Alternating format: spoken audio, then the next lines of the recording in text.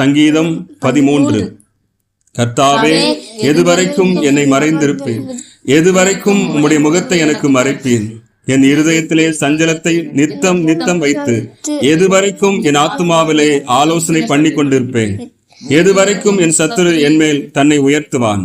என் தேவனாகிய கர்த்தாவே, நீர் நோக்கி பார்த்து எனக்கு செவி கொடுத்தருளும். நான் மரண நித்திரை அடையாதபடிக்கு என் கண்களை தெளிவாக்கும். அவனை மேற்கொண்டேன் என்று என் பயங்கன் சொல்லாதபடிக்கும், நான் தள்ளாடுகிறதுனால் என் சத்துருக்கள் கழிவுறாதபடிக்கும் இப்படி செய்தருளும்.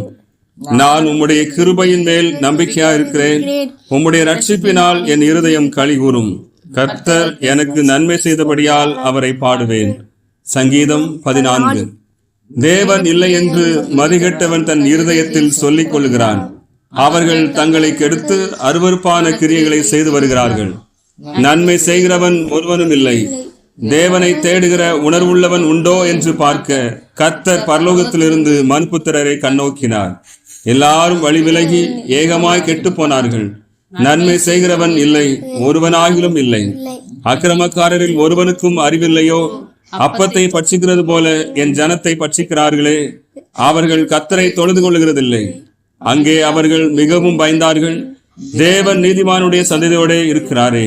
சிறுமைப்பட்டவனுக்கு கர்த்தர் அடைக்கலமாயிருக்கிறார் என்று சொல்லி நீங்கள் அவனுடைய ஆலோசனையை அலட்சியம் பண்ணினீர்கள். சீயோனிலிருந்து இஸ்ரவேலுக்கு ரட்சிப்பு வருவதாக. கர்த்தர் தம்முடைய ஜனத்தின் சிறையிருப்பை திருப்பும் போது யாக்கோப்புக்கு களிப்பும் இஸ்ரவேலுக்கு மகிழ்ச்சியும் உண்டாகும். ஆமென்.